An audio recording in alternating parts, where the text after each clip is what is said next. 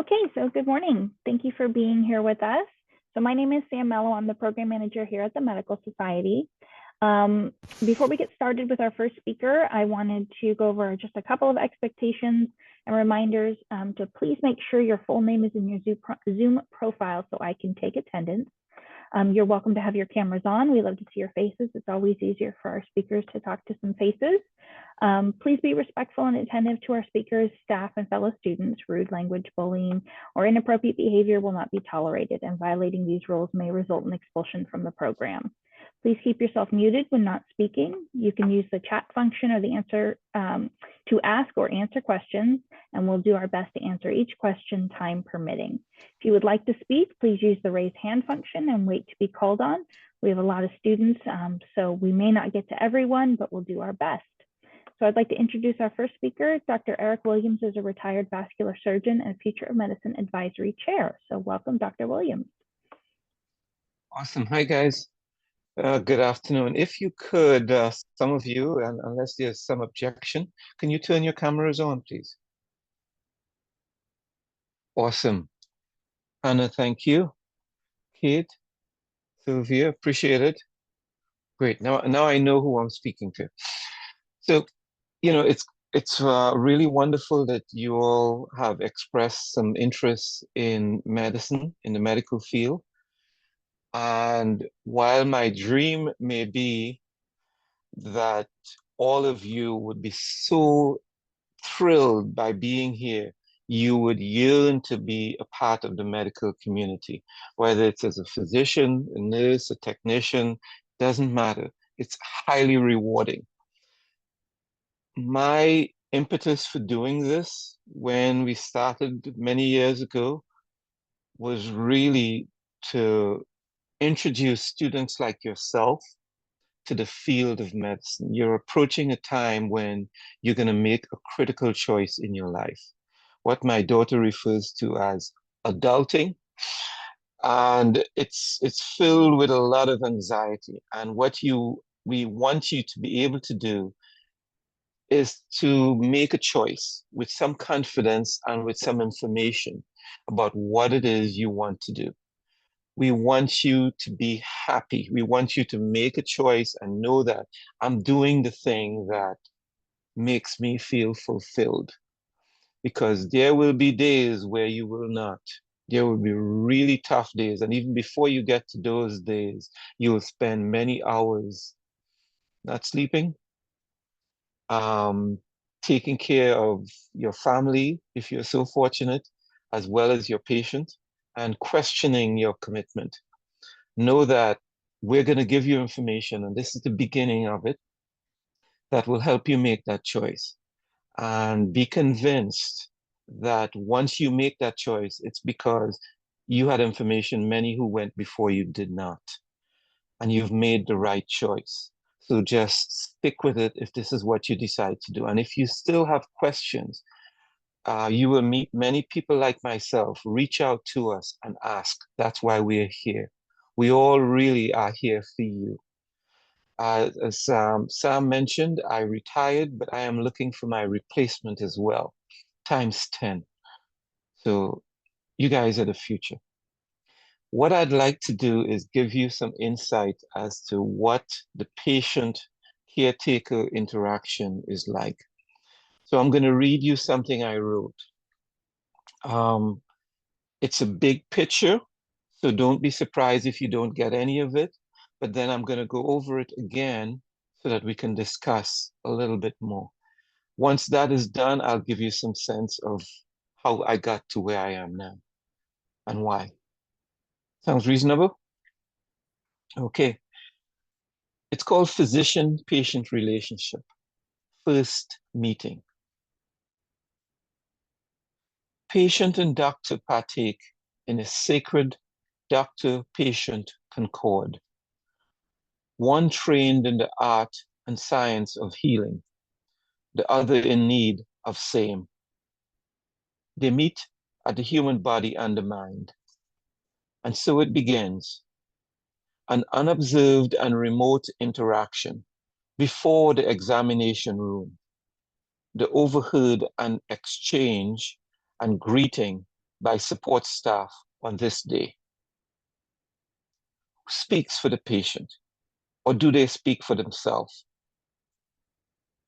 The cadence of voice, fluidity of speech, hesitance or spontaneity of words, syllabic pronunciation.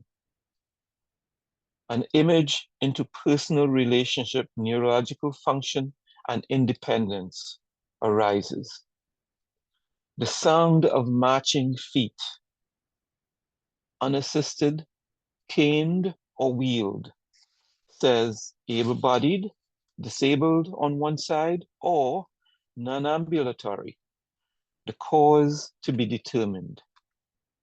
Neurological, generalized motor, nutritional, or absence of limbs and or digits. All of this known history is reviewed to complete the communion.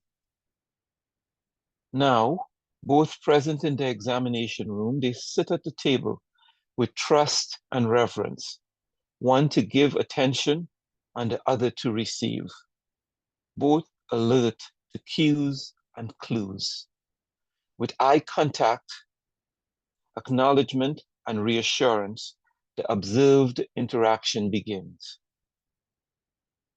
Now together, the doctor notes recall and memory, the easy and the hard, the spoken and the unspoken.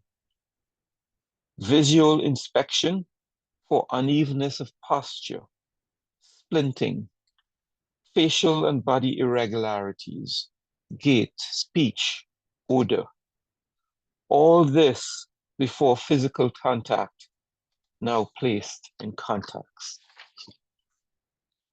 Listen, auscultate, appropriate that first touch, a now rubberized stethoscope invented by René Laennec, placed upon the chest and back, reflecting a beating heart and unobstructed movement of air by which the patient breathed life daily into themselves.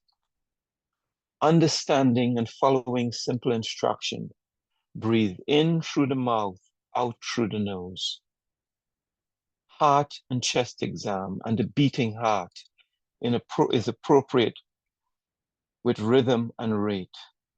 Blood flows through every millimeter of the body. The soft rumble of the undisturbed abdomen with numerous organs will speak volumes to a quiet audience. Palpating, now warm hands to flesh, feeling for that which should be and should not be present, and never tender to touch. Careful attention communicates care, caring, and confidence. Muscle strength, reflexed, languid versus spontaneous. Sensory, ambivalence, or hypervigilance are noted. A physician's responsibility of pronouncing the news and a personal plan marks the moment and the end of the sacred accord. Sam, let's go back to the beginning. We've got about 5 minutes during which we're going to discuss some sections of this. Does anyone have any questions at this time? Feel free to raise your hands or any comments. Happy to hear them. Sam, if you see any hands up, just shout out. I'll take that as a no. What I'm describing here is a very, very special and trusting relationship between a patient and a caregiver, whether that caregiver is a physician, a nurse, or a technician. They have come to you and entrusted on you themselves and everything else and everyone else that means something to them that they want to get back to. It says there's a commitment on your part. And I want you to understand that as I wrote here, there's a remote interaction. While you're sitting in your office or at your desk or at the computer terminal and the patient is walking into the waiting room or accompanying the nurse, you hear the comments, you hear their interaction. It tells you something about that patient. Who speaks for them? Are they able to communicate for themselves? That is extremely important. Do they speak clearly? Is their speech fluid? Do they hesitate? Do they stammer? Do they have difficulty breathing? And you can hear the pressured speech that tells you something about that patient. And all this while you're also reviewing the patient's chart in preparation for meeting them. So you begin to get a sense of, is it the daughter or the son, the husband, the child who's there with the patient? And as they get to the examination room, you hear them walking. Does anyone here have a family member who uses a wheelchair or a cane or has an amputation or a stroke and therefore is unable to ambulate by themselves? You probably do. And you can tell who is coming around the corner way before you see them by listening to them walk. But you won't know for sure why this patient is moving around this way until you see them. But you're keeping it in the back of your mind while you're reviewing their chart. Now they're in the examination room with you, and it's a very, very important time. You're looking for eye contact. And this goes for somebody who is in primary care, surgery, or even psychiatry. It says something about the individual. It says something about how you should approach them. They're looking towards you for confidence and care.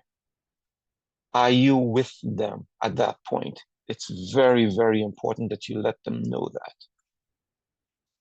And as you're speaking to them, you're observing, are they leaning to one side? And sometimes that is called splinting. Are they hunched over?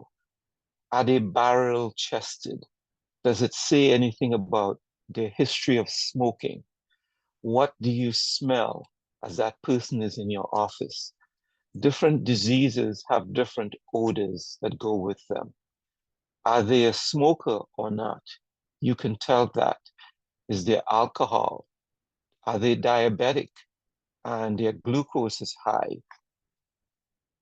Do they have liver failure or kidney failure? A lot of information comes across by odor. Back in 1816, a gentleman by the name of René Linac developed a stethoscope. And listening with that stethoscope is called auscultation. That's one of the first terms that you're going to hear in medicine if you have not had an opportunity to be exposed to it before. So we listen. So we look, we listen, and can they follow instructions as we ask them to breathe through the mouth and out through the nose? Does the heart beat in regular rhythm? Is the lung clear? The abdomen is a very special place. You can listen to it, but it's also important that you look at it. Is it even? Sometimes slightly rounded in the middle or flat? Is it bulging on one side or the other? Does it tell you that the patient has an enlarged spleen or liver or kidney, as you might see in some kids, pediatric kids? What is the color and texture of the skin of that patient? That also tells you something. Is there a yellow hue or a graying of the skin? And as you palpate the patient's abdomen or chest or wherever you see a lesion, try to warm your hands. And sometimes that means running it in warm water or rubbing it together to create some warmth so that they are comfortable when you touch them. There should be no tender areas in the abdomen, but you may be able to feel things that are enlarged. When you check their reflexes too, it says something about how dense and rapid their reflexes are, or is it dulled? It's important to know those things. Know your complete patient. Now that you've done those things and you've listened to their concerns, and at the end of examination or at the beginning, ask them what their concerns are. And make sure that as you get to the end, you address those concerns. Let them know that you did hear them. Questions? Let's go to the students now.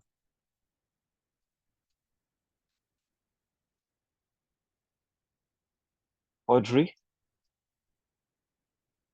K, do you have any questions? No? Isabel? Really? Okay. Have any of you had an opportunity to observe a patient being examined? I see heads shaking. No? Okay. Very good. We'll move on, but I want you to understand that what you just heard is the essence of taking care of a patient. It's really, really important that you be there with them and let them know that you're there and that you're listening. Okay? You may be the 10th person, you may be the first person meeting them, but it's really important. And some of you may have been patients yourself. And if the physician did not go through those sequence, I wonder how it felt for you. And now you know what you should expect. This is what you should insist on as you go forward. Speak up for yourself. I want you to be, yes, patient when you have to be, but insist that you get the good care that you need. And with what I hear these days and what has been going on for a long time, I speak even to the females in the group. Speak up for yourself and say, look, this is what I want, this is what I need. Okay, let's go to the other part of the presentation. As I indicated before, I'm retired. I'm planning to get back into the workforce again because I'm bored. And I miss seeing my patients. But you guys are the future of medicine. It's really up to us and people like me who you would meet during this next couple of weeks to give you the information that you need so that you can make a choice. You are the future of medicine. Next slide.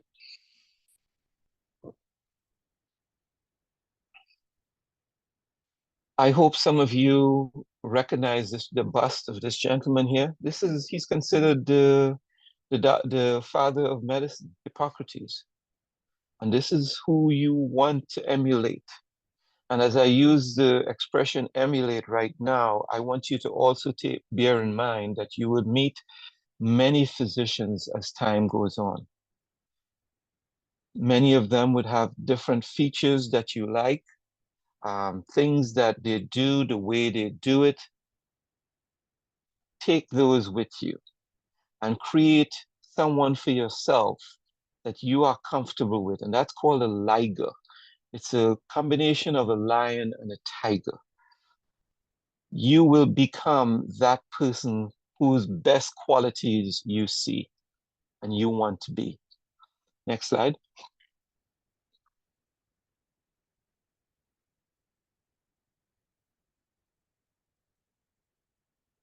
That number there, 112,000, 121,300. In 6 years, we are going to be that short of physicians. And I'm speaking about just physicians, not other healthcare providers, radiologists, technicians, nurses. That's massive. And the question we have is, how do we get there? We need people like yourself. We need people that look like some of you. Equity is important. Looking like your patients is important. And we realize that that forms a huge part of healthcare in our community. Will we be able to bridge this number by using AI? I have a strong suspicion that it will be necessary.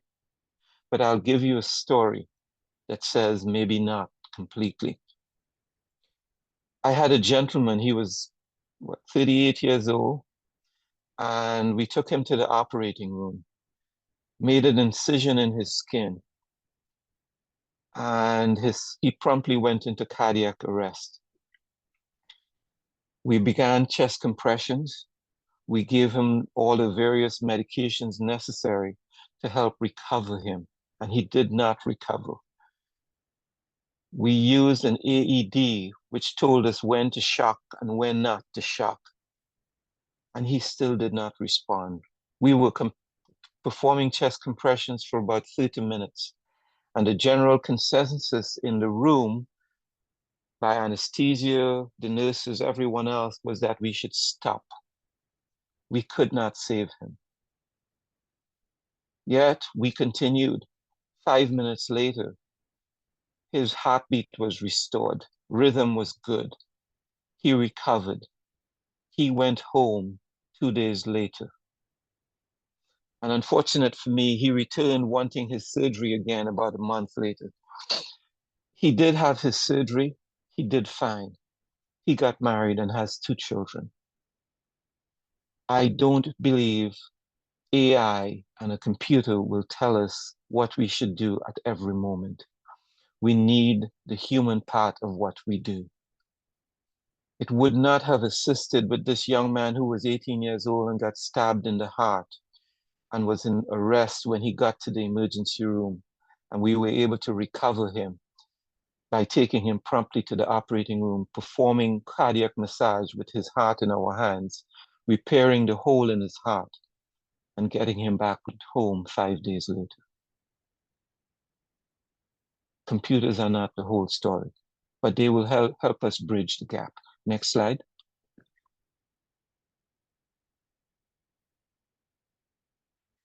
Why am I in medicine? December 3rd, 1967, I was standing at the step in front of a store while this gentleman was playing his radio with the volume turned up. And I heard the story of Dr. Christian Barnard performing the first heart transplant in South Africa. I was 9. That grasped my attention. And from then on, I had an interest in medicine and surgery, wondering how did they put the heart of one person into another? How did they stop him from bleeding? How did they start the heart again? Lots and lots of questions and very few answers. You guys are too young to appreciate an encyclopedia. It was the internet and of the time, of my time, where we can look up anything from art and science to history to playing chess. And that's what I went to that told me a lot about medicine. Next slide.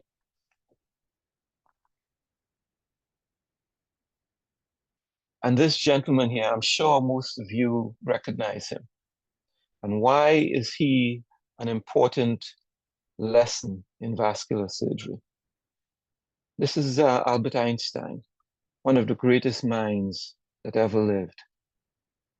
Next slide. One of the things we deal with in vascular surgery is something called aneurysms. And I'll orient you. This is a cross-section of someone's abdomen. That white structure is the backbone, and the person is laying on the back. You see some dotted lines there with a white structure on the inside. That's an aneurysm. That's almost 2.5 inches, 5.6 millimeters, or 5.6 centimeters, 56 millimeters. It shouldn't be more than 2 centimeters. So it's enlarged. The problem with this is that as it gets larger, the wall becomes thinner. And as the wall becomes thinner, our blood pressure can cause it to rupture.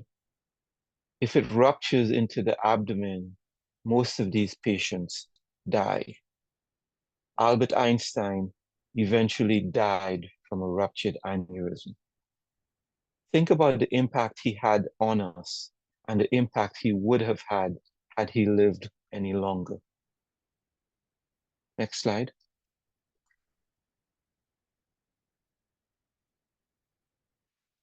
What else do vascular surgeons do besides repairing aneurysms? The major vessels to the brain is the carotid artery. Sometimes it becomes blocked. Sometimes pieces of plaque build up in it and go to the brain, and patients present with strokes. As you can imagine, when you eat, there's a blood vessel that supplies your gut so that you can absorb the nutrition. They're called the mesenteric vessels. They too can become blocked. They too can split apart and cause what we call dissections or rupture, and we fix those. Peripheral means going to the limbs, arms and legs. Those vessels frequently become blocked, particularly in patients who smoke or patients who have diabetes. And we manage those to prevent limb loss or to allow patients to walk. Renovascular hypertension, treatment of infections of the blood vessels, varicosities and venous ulcers. All of these things are part of the scope of practice of a vascular surgeon. Next slide.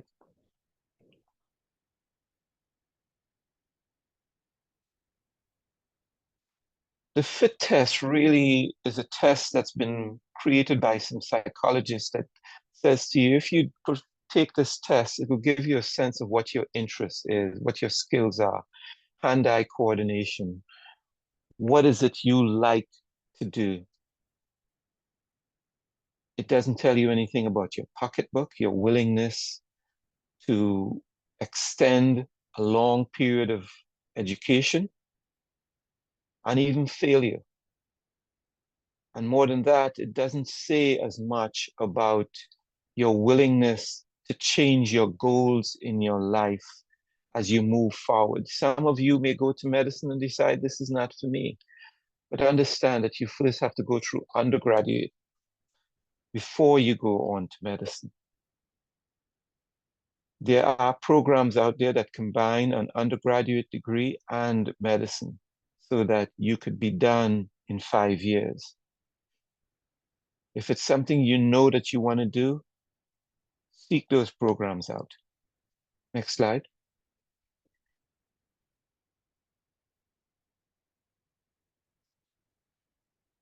You're going to be doing something the rest of your life anyway.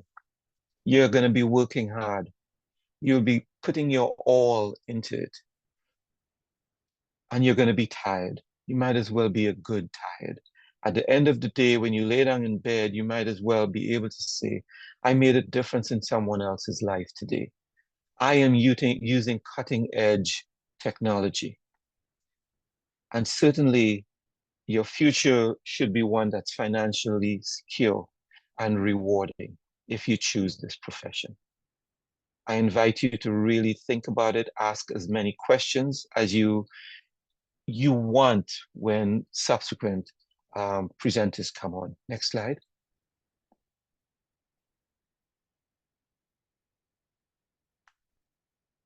Here are some reading recommendations I want you to consider.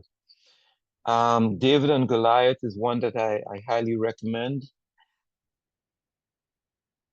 It's interesting how Malcolm Gladwell presented taking disadvantages and converting it into an advantage. Anatomy made ridiculously simple is something that every medical student should have. Emotional intelligence gives you some insight into yourself and how you might approach people in general. It is not just for physicians. Premonition really harkens back to the period we just went through with COVID and what may be coming in our future. Next slide.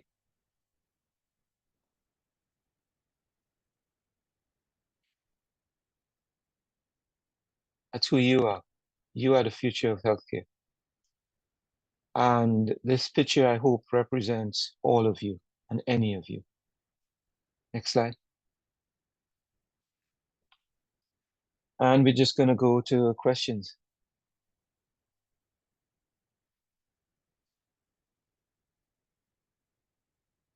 Sam, let's go back to the students. Okay, hands raised, anyone?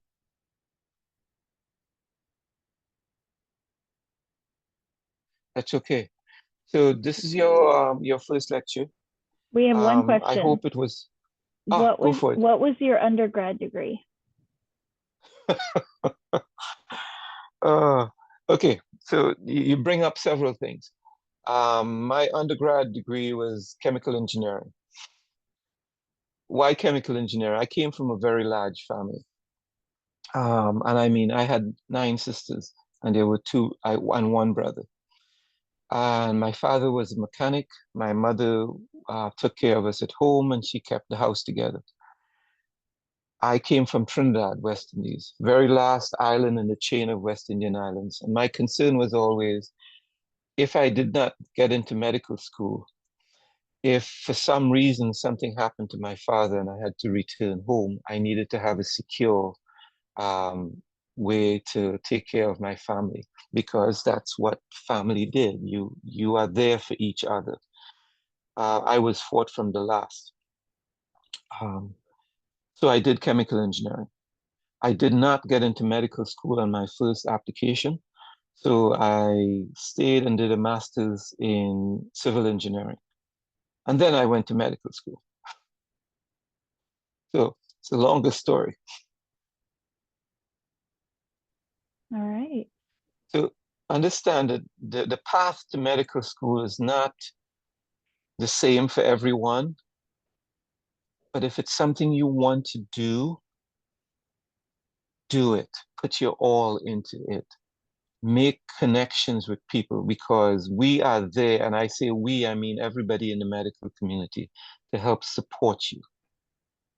There will be tough times, there will be failures, but there will be successes too.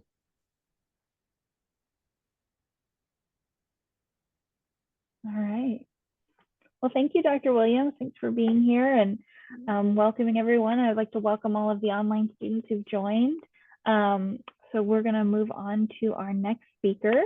So Dr. Katie Polsky is a clinical psychologist and director of Vantage Point Center for Psychotherapy. She specializes in OCD and eating disorders, and she's going to talk a little bit about behavioral health. So welcome, Dr. Polsky. Good morning, everybody. It's still morning, right? Yeah. So how many presentations have you been to so far? Was this the first one before mine, or did you have something else? So we have a mix. We have about 22 students on who this is their very first day. They just had their very first half hour with our Future of Medicine chair. But joining us as well are another 30 students or so that this is their third week, and they've heard from many, many, many different speakers. But everyone's first introduction to behavioral health. Great, yeah. So show of hands, who has an interest in psychology, whether it's various fields of mental health, being a therapist, a social worker, a psychologist, a psychiatrist? And how many of you? We have a few, probably at least. Well, my hope is there may be more of you at the end.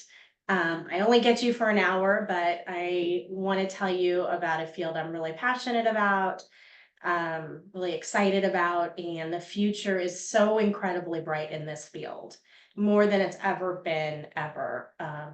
With more education and awareness on mental health and how it affects everybody on every level, both physically and mentally. I mean, our mental health affects our physical health. There's no separating this out. And historically, it has been seen as something very separate in its own little category to like not be talked about. So I think a lot, and I think all like younger people like you and some previous generations are really starting to understand the importance of it, understand the importance of talking about it, understand like it's so integral to who we are as human beings. We all suffer.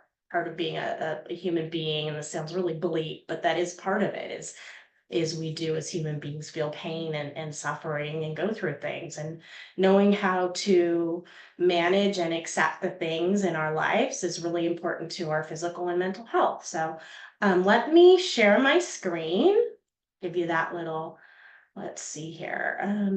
Okay. And let me make sure so I can see you too. there's a way to do that for me. So I will be smiling, and if you have questions, feel free to share. But today, I want to talk a bit about the field, the route to become a psychologist, and what that means exactly. And then also my area of interest and expertise. And in both of those, I'm going to talk about eating disorders and OCD, and both of them are very much medical and psychological conditions, and they definitely need medical practitioners that understand them as well. Historically, we'll have specialists and psychiatrists that know about these areas, but we really need to advance our knowledge in all of this, because everybody in the health profession is needed to help support folks that struggle with both OCD and eating disorders. But starting kind of with what being a psychologist is.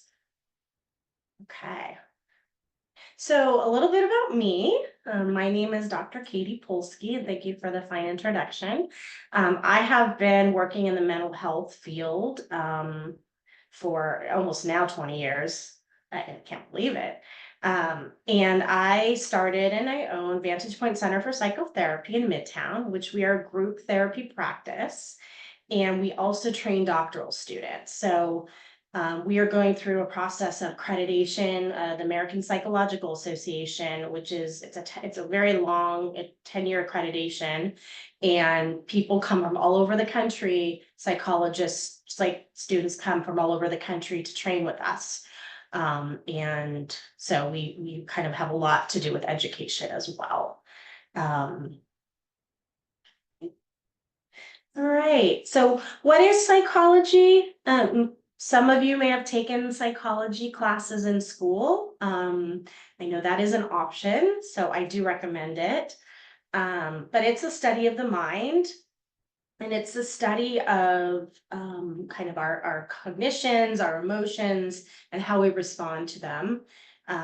It also is it has everything to do with the brain. So there's different types of psychology, but today we're going to talk about clinical, which is the practice of psychology. And it very much uses the scientific approach. We do research and try to come up with evidence-based treatment and support that actually helps people, because we want lasting change. And so I provide psychotherapy, and there's different types of psychotherapy, but we have some long-term psychodynamic therapy, which really looks at people's childhood and environment, and how the environment shapes who we are as people, how we think, how we feel, how we interact with the world. There's CBT, or cognitive behavioral therapy, which looks at how our thoughts affect our emotions and then thereby our behaviors. And ACT, which is kind of a more new, I wouldn't say new at this point, but a newer wave, which looks at mindfulness-based techniques and learning how to accept certain things and let go of the things we can't do much about, and kind of accept it. And that creates wellness for us, being able to process and accept those things in our life.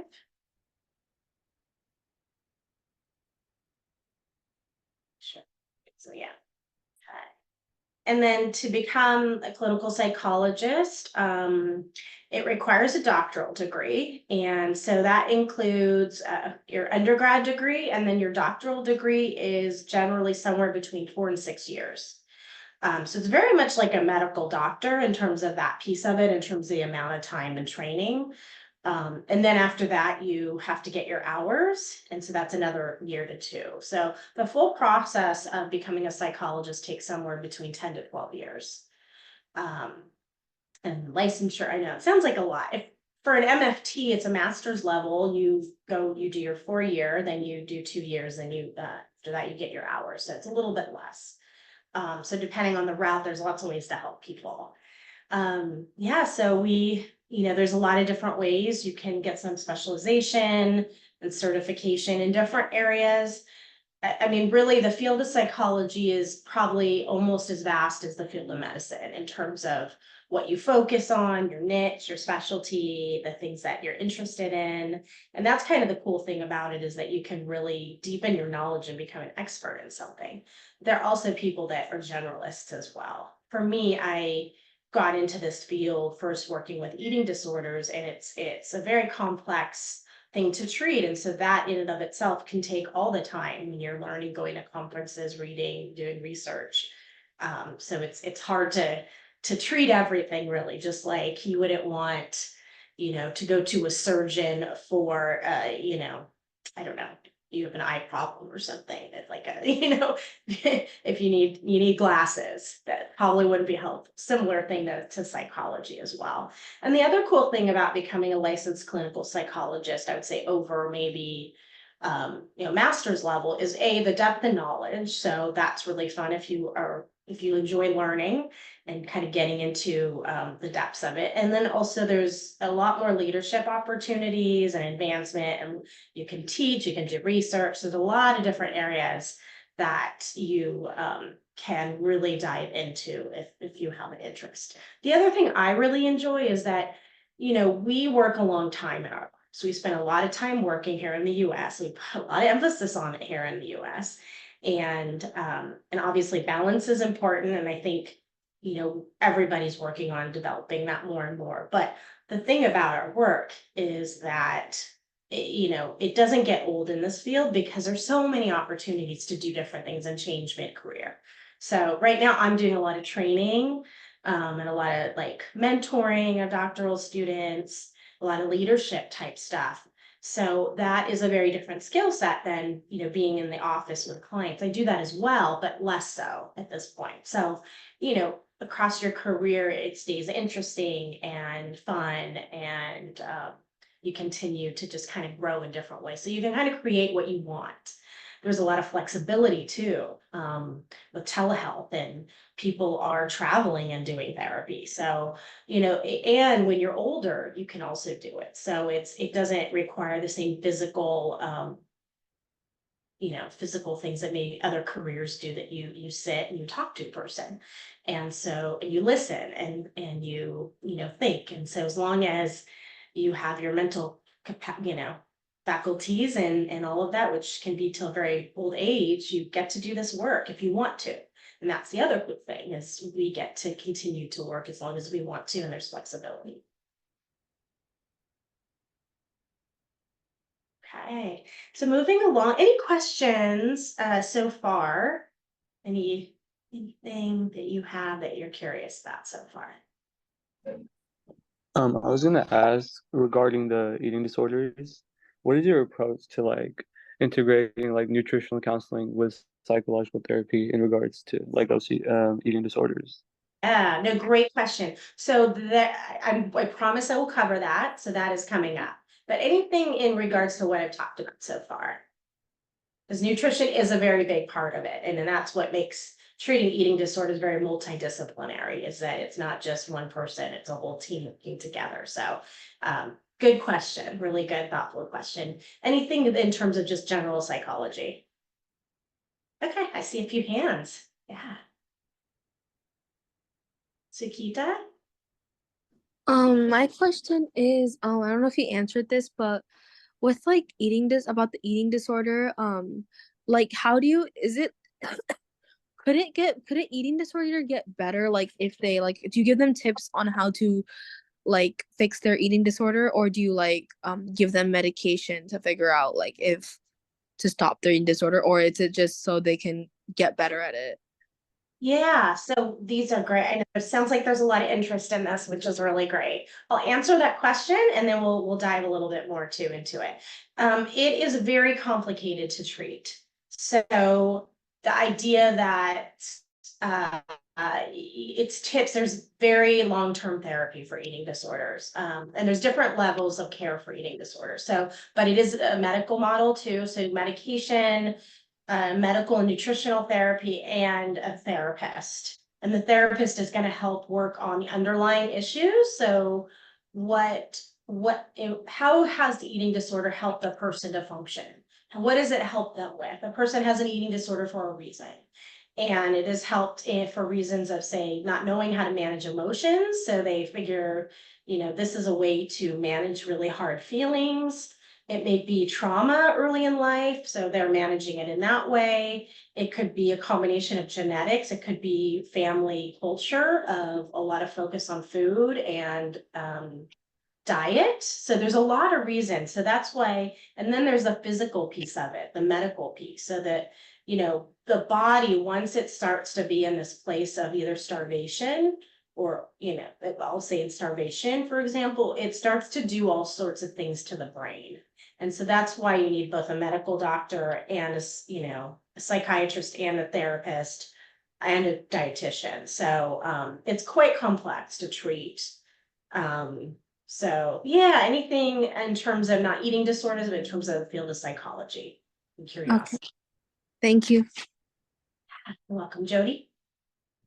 I have a question. So when it comes to helping someone who has mental and physical issues, do you try to do, like, I guess, help both of them at the same time, or would you perhaps try to do one first and like try to have the other tug along as well? That's a really thoughtful question. I think it depends on what the physical issues are. I think that I think both in conjunction are great. I mean, it depends on the physical issue. You generally, in general, in treatment, you treat the thing that needs the treatment the most. But if you're talking about, mental and the physical coming together, working on mental health or issues or stress, depression, anxiety can help alleviate physical discomfort or pain or help with physical illness. So you're not going to ever really go wrong if you are in therapy and you're working on medical stuff too. In fact, isolation is a key piece also in belonging medical disorder. So if someone is isolated and alone and doesn't have connection with somebody, it doesn't help the medical disorder. So really, you're not going to ever go wrong in my book, but you're talking to a psychologist. So to help people that have some medical illnesses as well. But it's not an either or, right? I think in my mind, it's more of a both, but it always depends on what it is. Everything and everybody is an individual. So you want to do a thorough assessment and see. But when it comes to an eating disorder, if someone is way undernourished, you're not going to be able to do a lot of brain work, because their brains are starving. So in the case of brain disorders, it's hard to have people kind of be able to do that. So it has to be a healthy brain in order to do this work. So hopefully that helps a little bit. So, okay, I see there's so much excitement about eating disorders. So I'm going to jump in. And if anyone has questions about the field of psychology, let's just hold it till the end and we'll get all the questions out. So talking about eating disorders, it sounds like some of you probably know something about it. Which is great if that's the case. There's several different eating disorders, and I think about eating disorders in a way on a continuum. I think a lot of it's about the origin of the eating disorder, what the eating disorder is about. So anorexia and bulimia has a lot to do with generally with concerns about thinness. There's some body dysmorphia, which means someone seeing themselves not accurately. And so it has to do with body image, poor self-worth, low self-esteem. A lot of times folks have lots of anxiety and depression. That's generally a precursor. A precursor means something that comes before.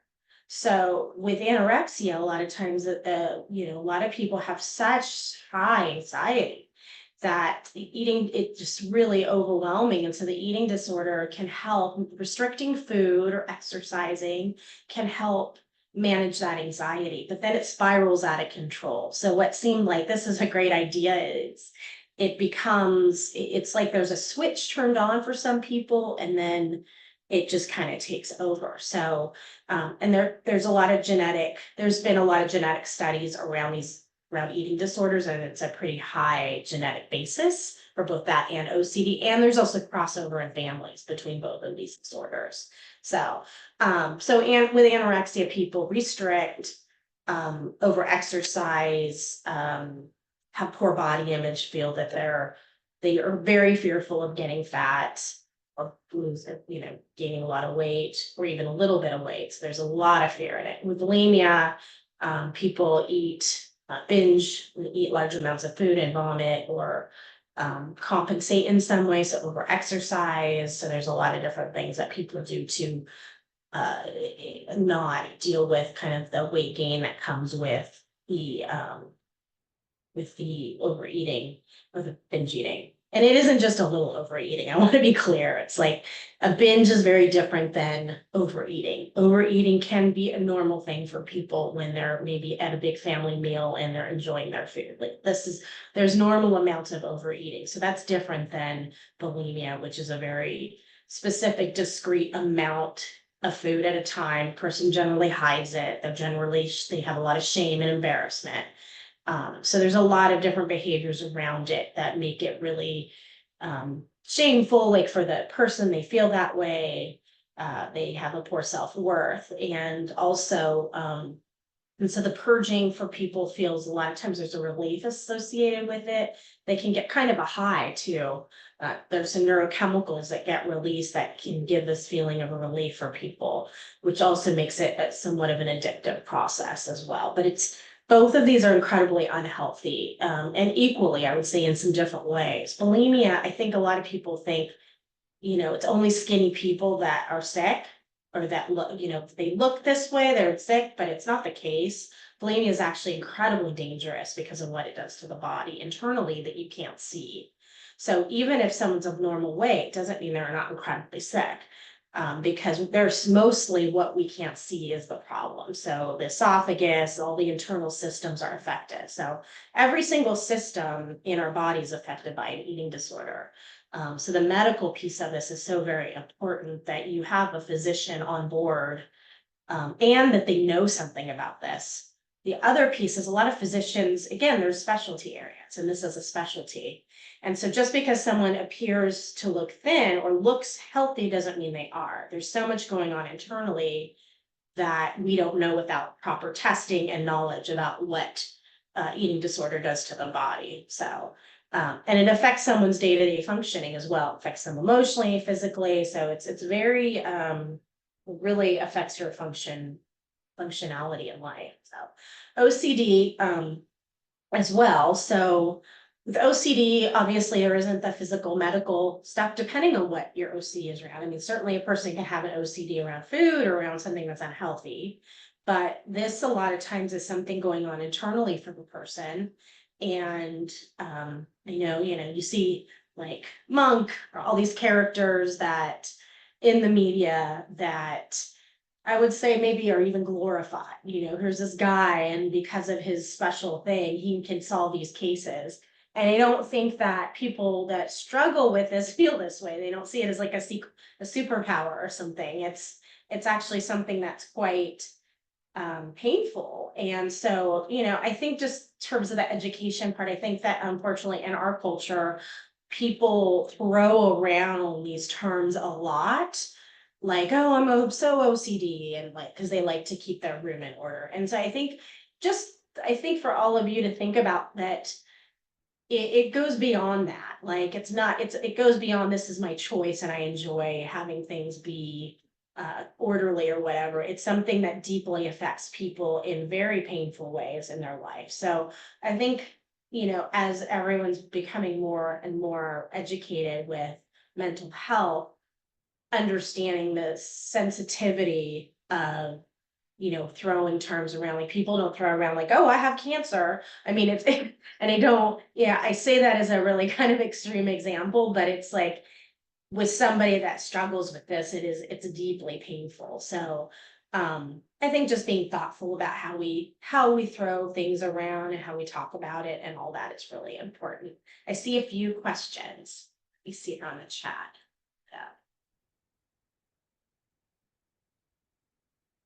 Yep, where someone asked about trauma. I can't, in terms of trauma, it is intertwined with both of these disorders. Typically, I would say a lot of people with eating disorders have histories of trauma. And so the formal diagnosis could be PTSD, but it could be a trauma disorder. And so yes, Eating disorders, many times there's a very high correlation between trauma and eating disorders. And it could be a way in which a person manages their emotions, manages control, manages, being able to control something. OCD as well. Trauma can also be a part of it. And in mental health, a lot of my work is working with trauma. It's like just a lot of it.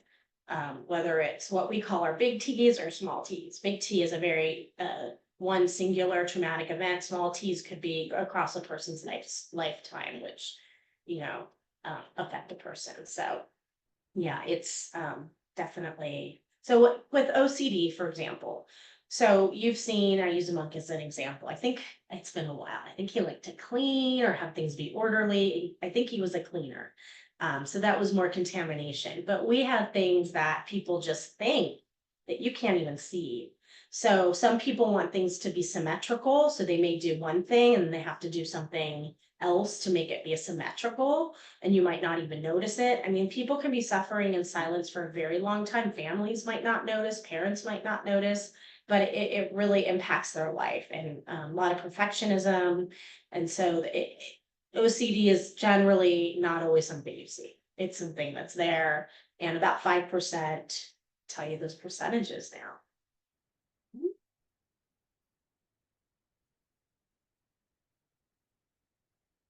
Let me to the next screen. Let's see. There we go. Okay, so let's talk about, those are overview of eating disorders and of OCD. So here are all of our eating disorders, and I talked a bit about anorexia, bulimia, binge eating as well. Binge eating would be the binges without the like compensatory behaviors. A person can have binge eating disorder and be a normal weight as well. This has nothing to do with weight. It has to do with their behavior with food and feeling really out of control with it. And it takes up time and energy, and it's very disruptive to a person's life. Then we have a couple other categories. The number 4 OSFED is something that, for example, it doesn't fit into any of the 3 top categories. So they, could have a lot of the anorexia behaviors, but they don't have, like they're not underweight, for example. It's something that doesn't fit perfectly into these categories. And that's why I really think about eating disorders as a continuum. And when I work with people, just considering it as a continuum disorder, regardless, they're treated similarly. So the avoided restrictive food intake disorder. Now that's a really interesting one because it looks different. So for example, there's a crossover between that and OCD. It could also be like, for example, someone may not eat anything or may only eat things with the color green. So that's going to affect their eating. So they might have both an OCD diagnosis and an RFID diagnosis. Someone might be an ultra healthy eater. Like I've worked with people that are very obsessively only eating certain things to the point where it's extreme, and so they may lose weight, too much weight but they're not afraid to eat per se, but they're afraid to eat only certain things. But it results in some weight loss. And so it's having them learn how to eat other things as well. So yeah, it's avoidance. It could be avoidance of certain food categories. It could be, so a lot of times this particular diagnosis is combined with like a pretty like significant anxiety when a diagnosis as well.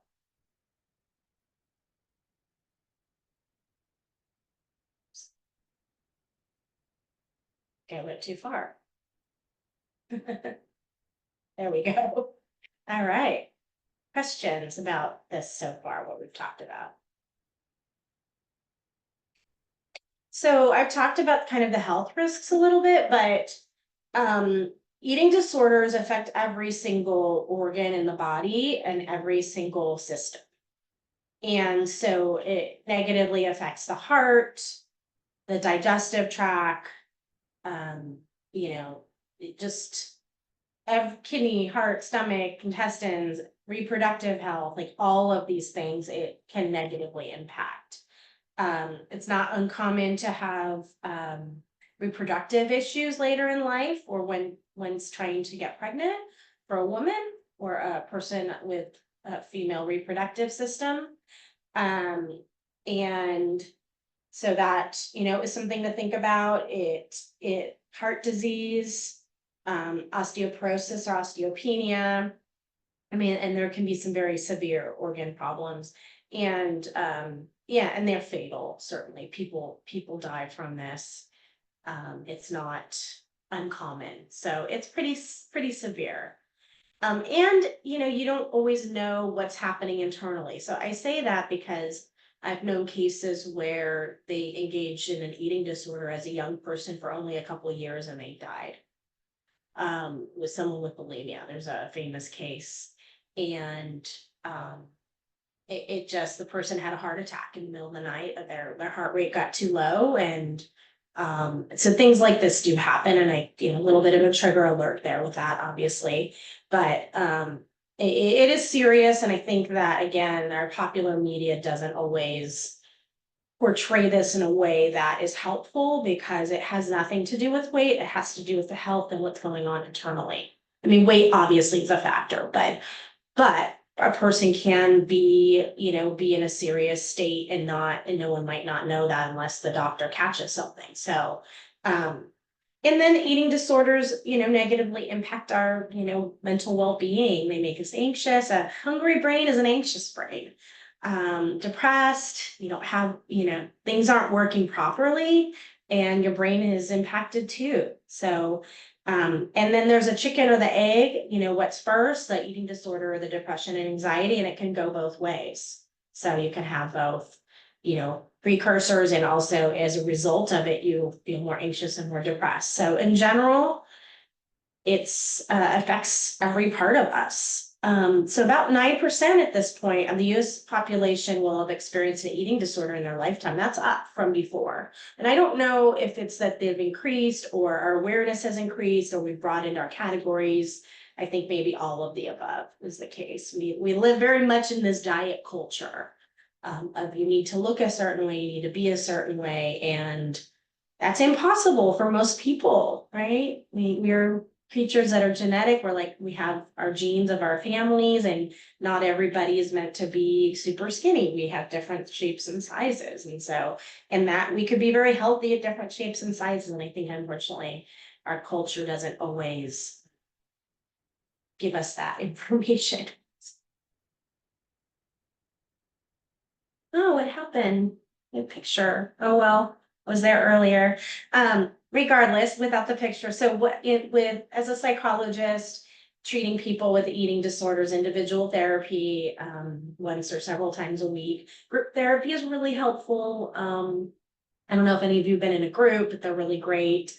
It's a way in which you can kind of connect with people and get support and talk about the things that you have in common. And for eating disorders, just dealing with that and how do you recover from it, and having that support and camaraderie is really helpful and critical. So, and then someone had asked about nutritional counseling, and very important. So as a psychologist that knows about eating disorders, I have quite a bit of nutrition experience and education from working inpatient. And however, I'm not a nutritionist. That's not my area. And so if I have someone on my team, I can defer to them for all of that, and I could just work on the kind of mental health, psychological stuff. So they help with weight restoration and helping them figure out what to eat. And it's not just giving them a meal plan like a clinical nutritionist.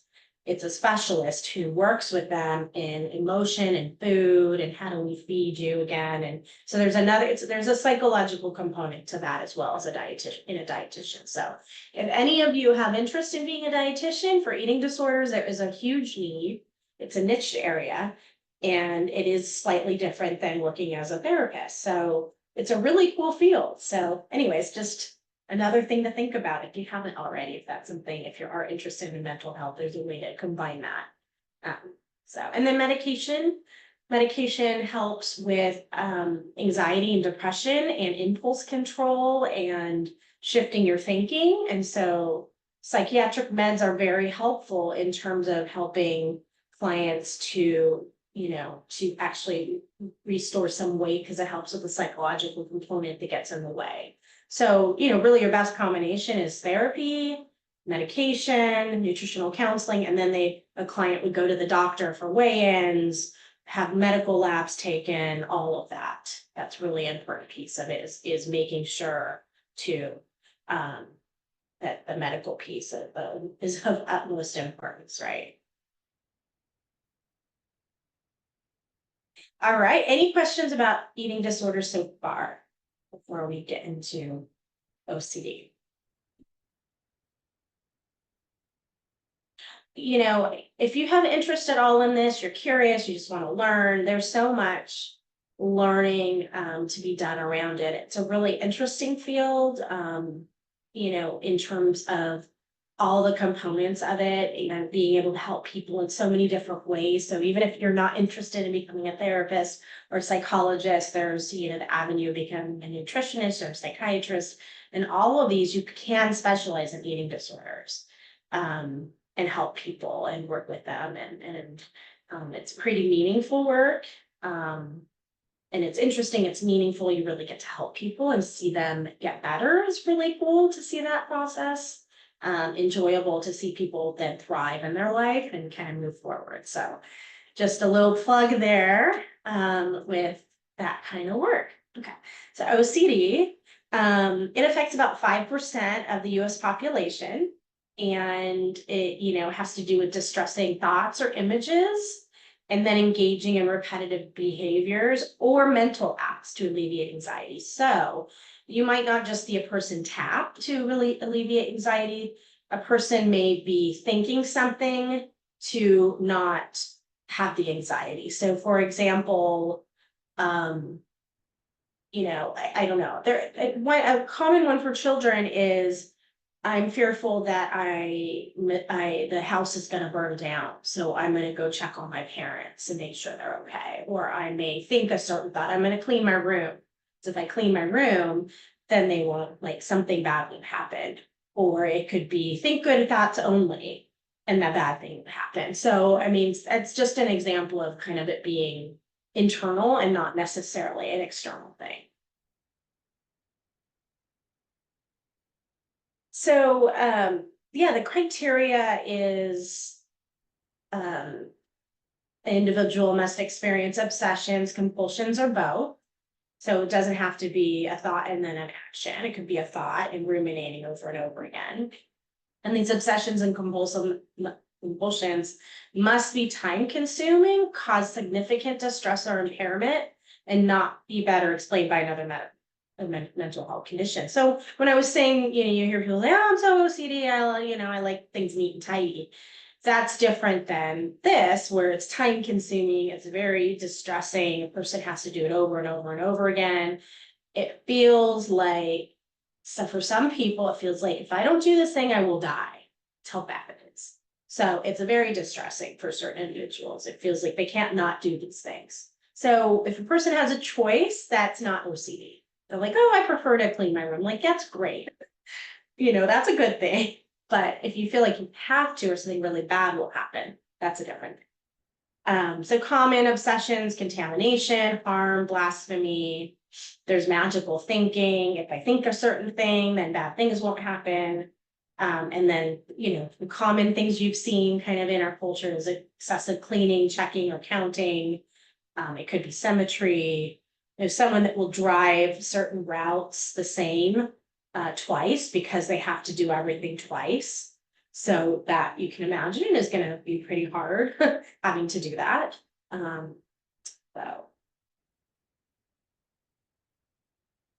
So then when I work with people with OCD, and this is a whole specialty area too. There's an OCD society. There's people that's all they see. Those are the only clients is clients with OCD. So behavioral therapy is very, it's very helpful. Exposure and response prevention. What that is it's basically exposing people to their anxiety, exposing them to, if, for example, I need to tap 3 times to feel okay. Well, what if you did it only twice? And then you experience some of that anxiety. and then we bring it down to once. Or, for example, like, I need to wash my hands after using the bathroom for 10 minutes. Well, what if we do it for 2 minutes? What if you don't do it? Then what? Then you move on with your day. So that's exposure therapy. It's having a person deal with their fear and basically facing your fear. You know, it's obvious, but for someone dealing with this anxiety, it feels so hard to do that. So I support my clients along with that process. So I might be with them while they're doing that. I might be with them when they're holding a doorknob, or they are walking and not doing certain things that they might do. So it's a very active part of treatment. It's getting them and supporting them through these things to know, hey, I can do these things and I can survive and I can feel okay. It might be hard at first, but over time that anxiety goes away. And that's called habituation. That's part of learning theory. For any of you who have taken psychology, habituation is the process in which the brain gets used to something and it no longer is uncomfortable, essentially. So, and medication is also a huge thing with the OCD. It's very much implicated with serotonin. And so these medications are incredibly helpful in helping people that do have OCD. For I would say all, but most of my clients, when they have severe OCD, really the medication is what helps us to even be able to do the therapy work together. When it's really high levels, they're so anxious, they can't even do the exposure therapy. And you can imagine if you're being told by your therapist, hey, do this thing that's really scary, and you're so anxious, like that's going to feel impossible. So this is where medication is incredibly helpful. It turns down the volume, a little bit of that anxiety, so they can actually do the therapy. So it's very complementary. And again, support groups. We have some OCD groups at our center, and I have a group of folks that have been together for 12 years. And support each other, and it's really helpful because it can be very isolating when you have this level of anxiety and other people don't get it. People say, oh, why don't you just get better, or why don't you just do this thing that really scares you, and it's really hard. And so this is where groups are really, really helpful. Okay. All right, any questions about OCD before I kind of go into general stuff about our field? I don't see any hands. Yes, I see a hand. And hi. Yeah. I was wondering, how do you measure progress and success in your patient? How do you recognize their process in their health? So how do I measure success? Kinda, yeah. Okay, really good, very good question. So we have a couple ways. So one is we do have measures that measure success. So there are validated, reliable measures for OCD and for eating disorders. And so a person can do self-report on that. Also, we have relationships with our folks, and I can see it. So, and some people are reporting to me, hey, I am not opening the fridge 3 times anymore. And I'm going out with my family, and that feels really great. And so there's both empirical measures, but also the self-report. This is where I think with the mental health versus physical health, it's different. You can take labs and see someone's cholesterol has dropped. But with our, this is about a relationship and connecting with a person and them being honest about, hey, I'm really struggling. This has gotten really bad this week, or, ooh, I'm doing a lot better. And I can see them. If they come in and they avoid the door, I know they're not doing well, for example, just as an example, or I know their mood. So there's a lot of this work is based on understanding over time people's behaviors, their emotions. So I think it's a combination. It's a great question though. And we do give measures too, and there is research as well, but there is the relational piece where there's self-report. Looks like there's a question in the chat?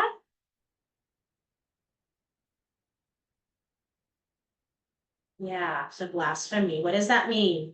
So for example, there's like kind of more religious OCD. So for example, a person, let's say very good question. So for example, I might have a client who has to pray like 4 or 5 times if they think a bad thought, for example. That could be blasphemy. It's a kind of a religious OCD. And this is not like, you know, kind of a healthy, spiritual, faith-based relationship. It's when it becomes an unhealthy experience for the person and disruptive in their life. And it's different than, say, their community at their church or their religious institution. So, you know, if I have people that have some sort of religious OCD, I really lean on their faith or spirituality to figure out what is like, you know, normal, healthy behavior within their culture or within their kind of spiritual practice. So that's what it is. Good question, though. Yeah, I can understand the question. Sounds different. Let's see. How often do I meet with clients? It depends. Depends how they're doing. So typically, individual therapy is like either once a week or a couple times a month. And you know, if someone's really struggling, it could be more. It could be a person being in a program. But I have clients, like my clients with significant OCD and anxiety and eating disorders may go to a group and individual therapy. So, but therapy is anywhere between once a week, twice a month, and up or down from there.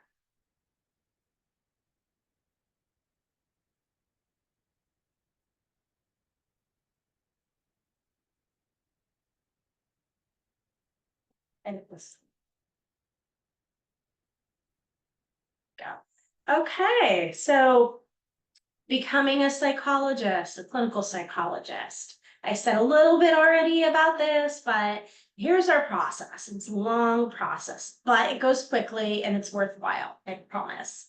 And if you're interested in mental health in general, but you don't want to go to school that long and you want to do counseling, you can be what's considered an LPCC, which is a licensed professional counselor, or a marriage and family therapist, which, to be very honest, a lot of MFTs get training in individual therapy. So that's kind of a misnomer a little bit. But, and then, yeah, so if you wanted to not go as far as a doctoral degree, there are different steps too. If you're interested in social justice, being a social worker, and you can get an LCSW and you work from more of a social systems frame, which is really too. And it's a different scope. So, you know, all of us together do some different stuff. And so if you can work somewhere where you're working with all these people with different perspectives, that's really great. And I've done that too. So, but yeah, this is, you know, there's the undergraduate degree, your doctoral degree, and then you have your clinical experience, your exams, and licensure. It's about 10 years, depending. Some people do it in 8. But about 10, I would say 9 to 10 is probably pretty accurate.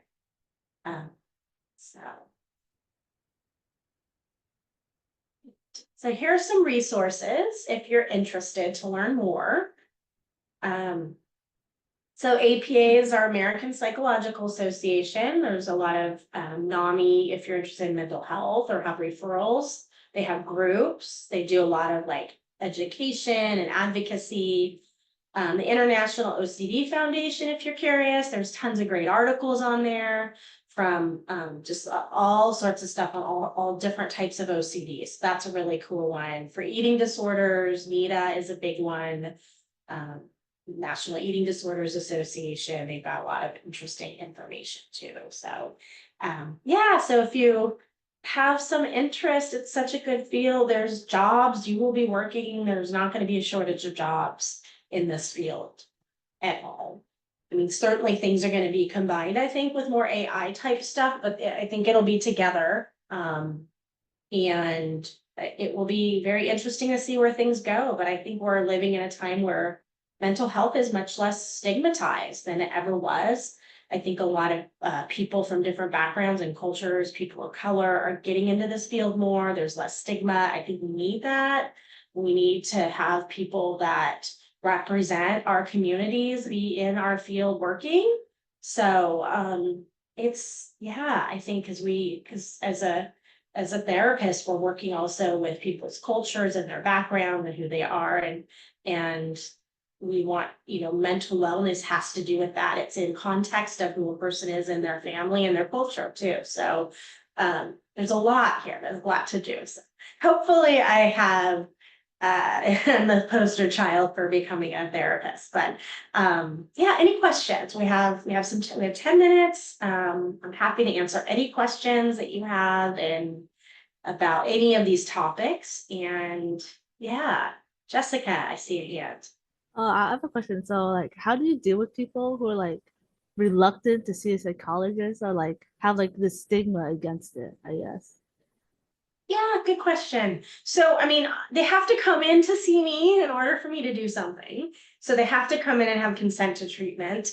But certainly if like I have a parent wants to bring their kid in and they don't want to come, I try to talk to them about it. And I think that I think that people have fears, they don't understand, they don't know what it is. And I think that once they see a friendly face and talk to someone, and we focus on the fact that it's about them and what they want to do, what they want to talk about. I start with where they're at. And that's how I develop that connection and rapport is it's not about me, it's about them. And they can do anything with that time that they want.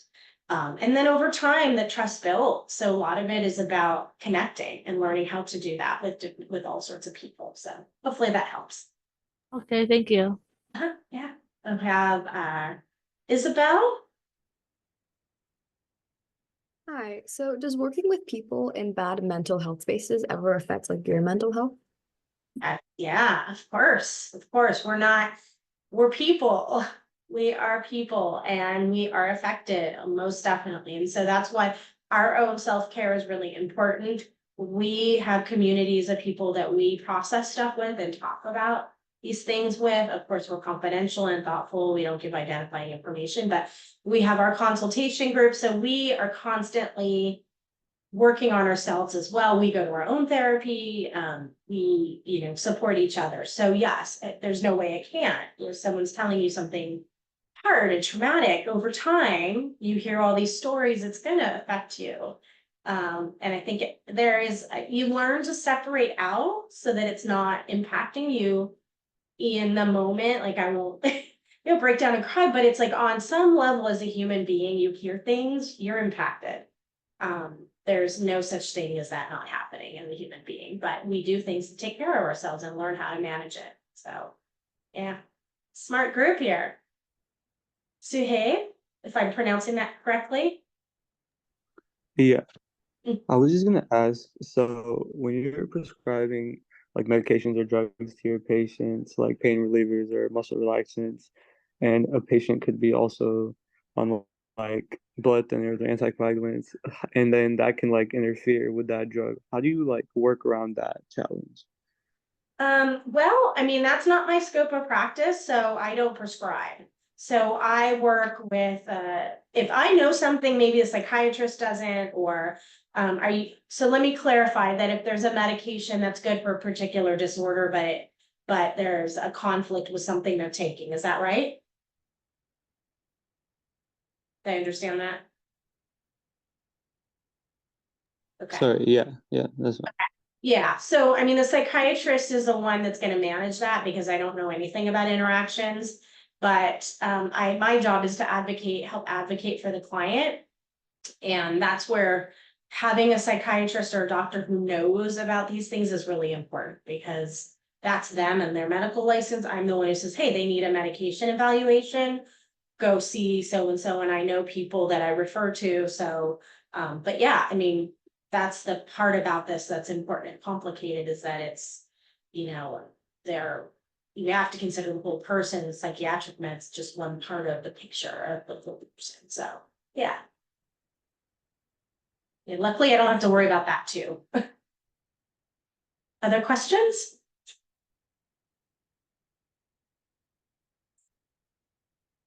All right. All right. A lot of great questions. I love the questions. All right. Well, thank you so much, Dr. Polsky, for being on and sharing this. This was wonderful. It gave a really good overview. This is an area that I'm particularly interested in. So thank you for being on. For everyone here, thank you to Dr. Polsky. And we're going to take a 5-minute break so you can turn off your cameras. Just be back on at 11:30. Thank you, guys. Have a great summer. Take care. Thanks. Bye. Bye-bye. Hi, Shannon. Good morning or afternoon. All right, they're just getting back from a quick 5-minute break. All right. Oh, it's 11:30. Okay, so welcome back. Our last speaker for the day works at the Sacramento County Coroner's Office. Shannon McPartland is the senior coroner technician. And a fun fact for me, I did an internship with the coroner's office and absolutely loved it. It may seem like an odd job, but they work with doctors and other staff to bring closure to those who've lost a loved one. So let's talk about it. Welcome, Shannon. Awesome. Thank you, Sam, for having me. And I'm so sorry, guys, that I missed when I was supposed to be here the first time. I managed to get sick, so that was no good. So yeah, I'm going to talk a little bit about what the coroner's office does and kind of what my job is, and then, you know, kind of open it up for if you guys have any questions. So the coroner's office is part of kind of the public health system. So we, as a group, kind of do the cause and manner of death for people that die in Sacramento County. Now, not everybody that passes away in this county needs to come here, which, you know, is fine. We generally see the unwitnessed, the unexpected, or the violent deaths that occur in the county. So really, if somebody has a really long history of, say, like heart failure, and they've seen a doctor for it, they're taking medications for it, those people don't have to come here because they have a doctor that will sign the death certificate, and they know why they have passed away. So everybody that comes through us is generally either somebody that they don't have any history of any diseases, or you know, something happened like a car accident, or another big one is drug use and alcohol use. So we do have 5 different categories that we bring people in for. So we have naturals, which are people who have some kind of history, but they haven't been seeing a doctor at all, haven't been taking medications.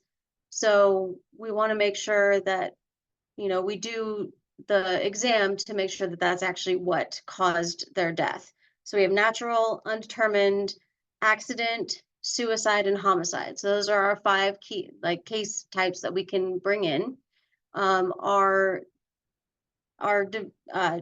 department is divided into 2 kind of separate sides of each of the sides of the coin. So you have the investigators who go out to the scene and they do the actual scene investigation. So they write up kind of the story behind what's happening. They take pictures, they look for trauma on scene, they do those kinds of things to determine if that person should in fact come to our office and be examined by our pathologists. So after they've written up the narrative or the story, it then goes to our pathologists, our doctors, who then look at it and decide what kind of case they want to do, what kind of exam they want to do, and what kinds of testing they might need to do to determine the actual cause of death. So once a person comes into our care, our pathologist can decide between 3 different types of exams that they want to do. So the first one is what we call an external exam, where the pathologist looks at the outside of the decedent, makes sure there's no unexpected trauma, looks for obvious signs of disease from the outside. We take all of the samples from the outside, so there's no invasive exam needed for those kinds of decedents. And those are generally the people who have a history and just don't have a doctor that can sign, elderly people who come through, that kind of a thing. And then we do what we call a partial exam, where we open up a certain section of a person. So say an elderly person has a history of possible falls, and we want to make sure that, you know, in their home where nobody was with them when it happened, that they didn't fall and hit their head, and that's what caused the death versus like possible a heart condition that they may have. So we'll open up a decedent's head to look for trauma in that case. For things like suicide, gunshot wound victims, we always want to retrieve the projectile in case there's necessary evidence that we need to look for. So we'll do a what we call a partial for that too. So the last type of case that we can do is what we call our full autopsy, which is where we do the full Y incision. The doctor we take out all the organs. The doctor looks at them, is looking for any types of trauma, any disease that they can see. This is when we take samples of all the blood for testing, for like toxicology testing. We can also do like microbiology testing. So we're looking, or micro or virology. So we're looking for, you know, different pathogens. We can do what's called chemistry testing. So if we think that somebody may have been really dehydrated at the time of their death, we can actually test the fluid in the eyeball for signs of that.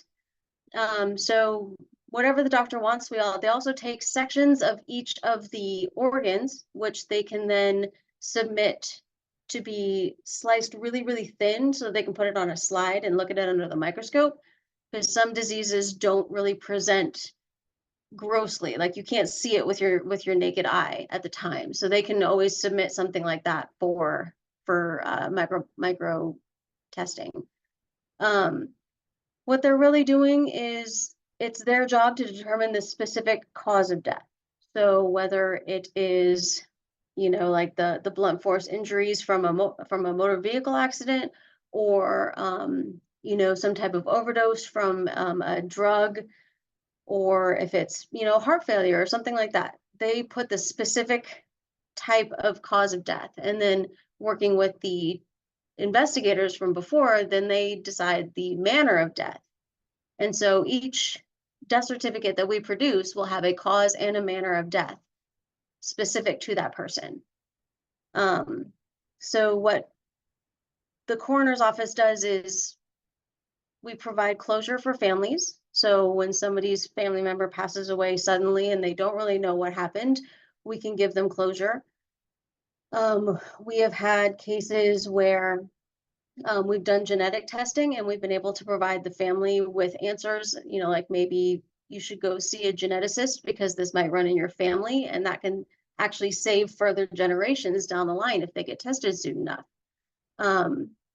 You know, or we can, you know, there's the legal aspect where if we're doing a homicide and we collect the evidence and we go through and that case goes to court, the family could get closure once somebody is convicted of the homicide.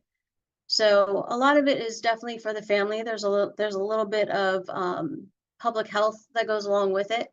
You know, a big portion of during the pandemic was we had to report all of the COVID cases that we got coming through. So, you know, they wanted to keep track of, you know, disease progressions through the whole entire county. We were a part of that. So, you know, I know people don't always think of us as part of the larger medical community, but it is really a public health service that we provide as well. So once we're done with the autopsy, we're in control of the decedent until the families decide what they want to do. So you know, we make sure that we take really good care of them. We wrap them up and get them ready to go to a funeral home when the family decides that that's what they want to do. And then it's part of our job to release them to the funeral home after we're all done. So as a coroner technician, my job entails we go to the scenes. with our deputies to help pick up the decedents. We put them in the body bag, we get them onto the gurney and put them into the van and bring them back. We're also assistants for the pathologists.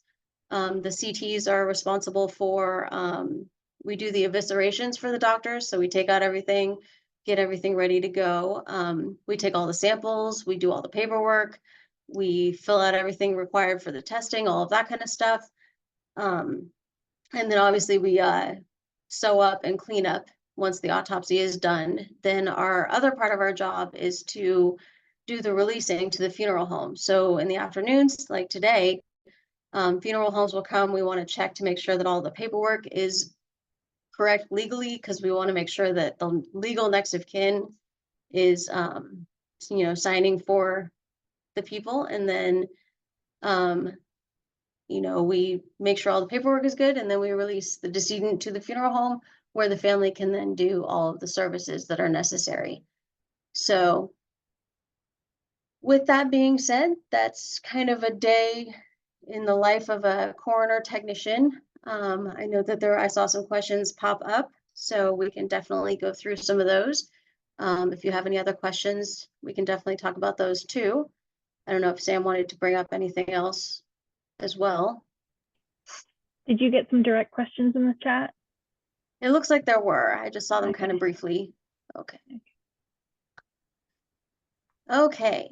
Do we ever encounter neonatal patients? So yes, death does not care about age. So we have seen, sometimes we get what's called intrauterine fetal demise, where something happens to the mother that causes the baby to abort spontaneously. So we'll get those. A lot of those are like mothers using different kinds of drugs, which is terrible. We've also seen like car accidents. It's really sad, if a mother is in a car accident, the baby might not survive. So we've seen some of those. We also get,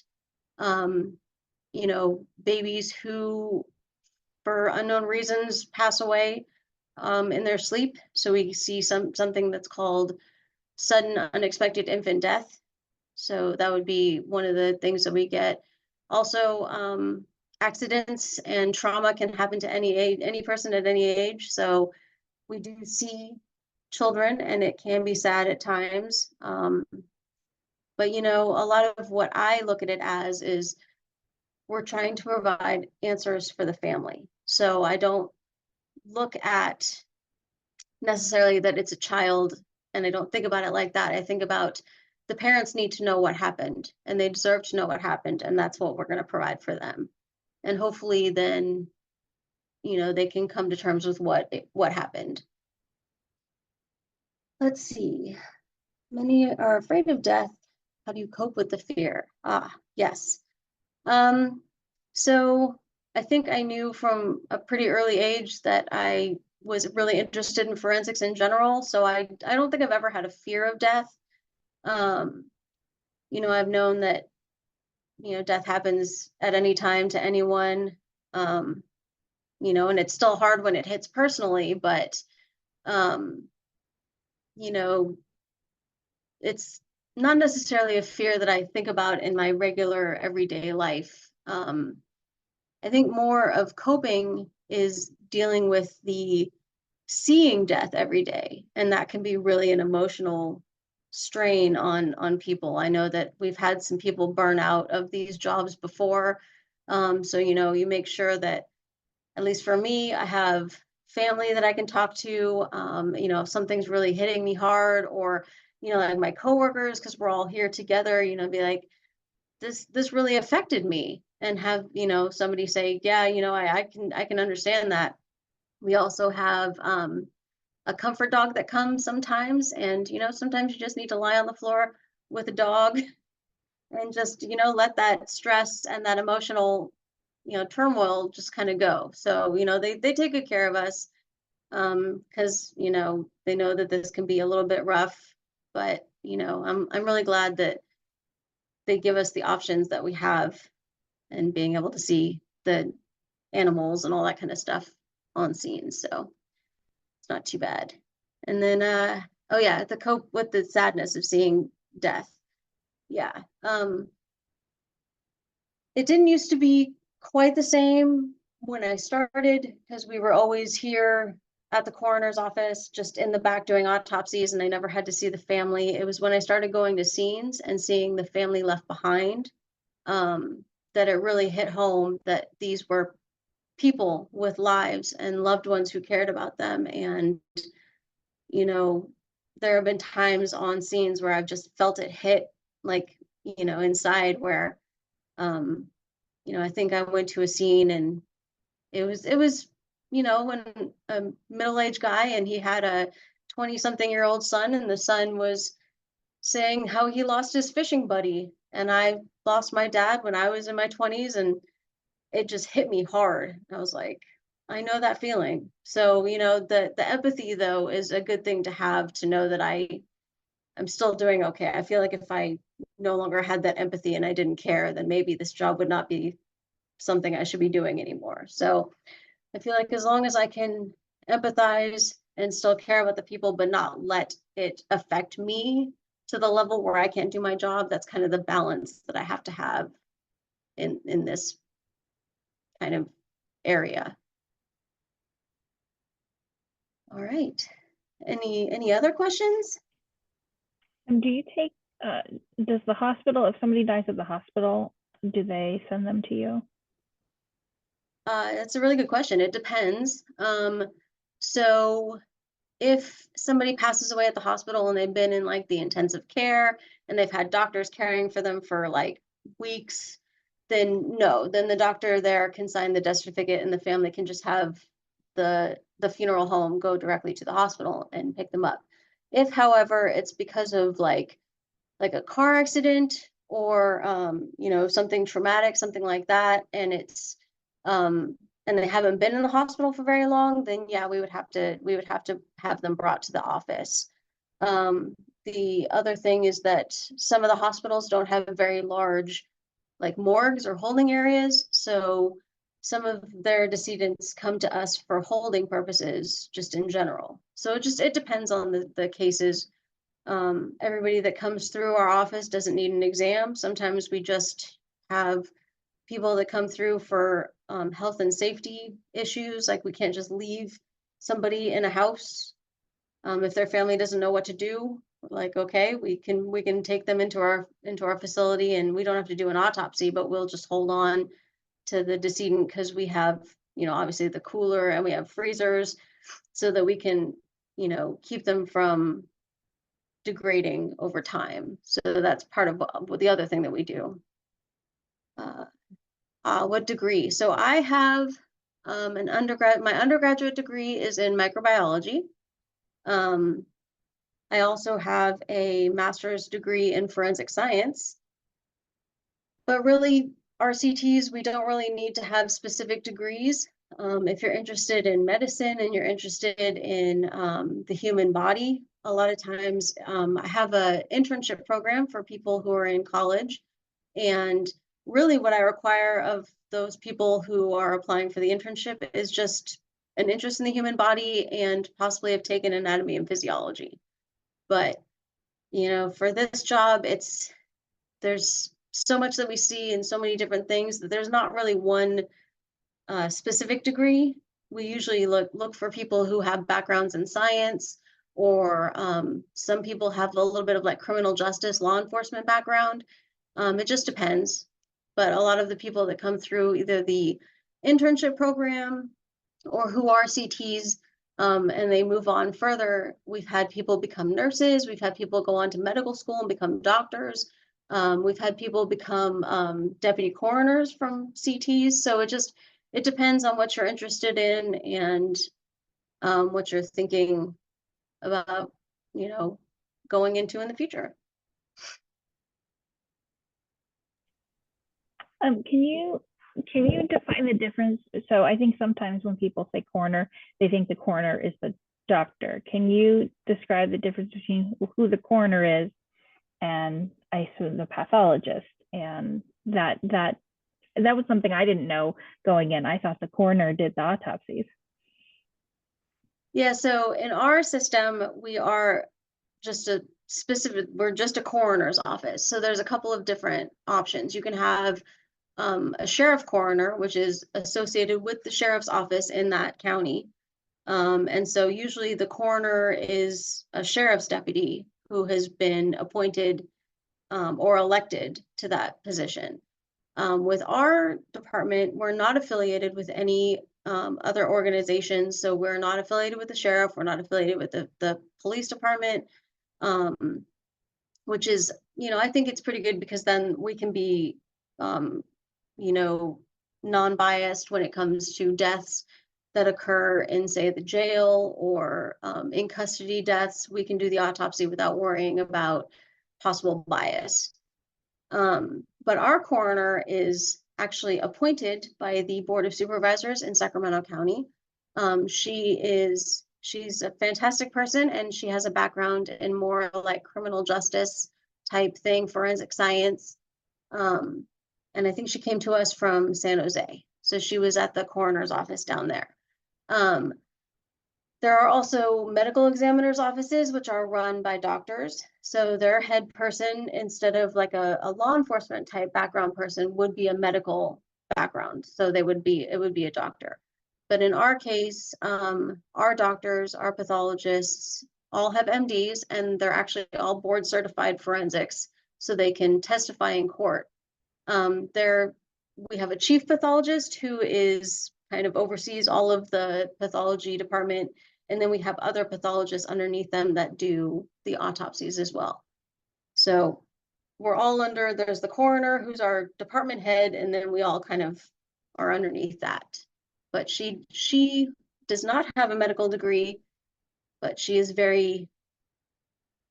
really has taken an interest in pathology, in the pathology and what we do in the back, and knows that it kind of requires the law enforcement side and the pathology side to kind of work together to get everything, closed and worked on like the way that she would like us to finish things. How is an autopsy for a homicide victim done differently than another form of death? Yeah, so homicides, obviously, we want to be a little bit more careful in how we handle. So for any homicides, we don't open the bag or do any kind of processing prior to the pathologist being able to see them. So we want the pathologist to be able to see everything. We don't remove any of the clothing, anything like that. A lot of evidence is collected at the time. So we do take like nail scrapings. We do, if things need to be swabbed for DNA, we can do that kind of a thing. We also collect any clothing that they have on them and package it up for each of the different law enforcement agencies that we have around. We work with a lot of law enforcement agencies. And then then obviously we need to be really like cognizant of what kind of trauma there is, where it's going, because the doctor will then need to go to court later on and testify to each of the different injuries that they see. So, there's a lot of measurement. I know, because a lot of people are like, it's a gunshot wound. It's obvious what killed them, right? Well, yes, but you want to know what the trajectory is, because, if a defense attorney brings up, well, my client was, 4'2", they can't have shot from way up here, so there's a lot of things that you want to make sure that you document. So there's a lot of documentation. There's a lot of measurements. There's a lot of pictures that we take. We want to be able to preserve that evidence and that, all of that stuff, so that when it goes to court, the doctor can speak to what they saw and not necessarily give an opinion of who did it, but, say how it happened, essentially. Does anyone have any other questions for Shannon? Did you get any? All right. Well, thanks for being here. Thanks for rescheduling and jumping on the call. This is always one of my favorites as well. And we appreciate you being here. Well, thank you for having me again. All right. Have a wonderful rest of your afternoon. You too. And so that does it for today. So for the in-person students, I will see most of you tomorrow at 10 a.m. at the Medical Society. For the virtual students, we have a schedule change for our 10 a.m. speaker. So I will see you on Wednesday at 10:30, and I'll send an email follow-up with those details. But have a great afternoon, everyone. You too. Thank you. Thank you. Thank you. Thank you. Thank you. Bye-bye now.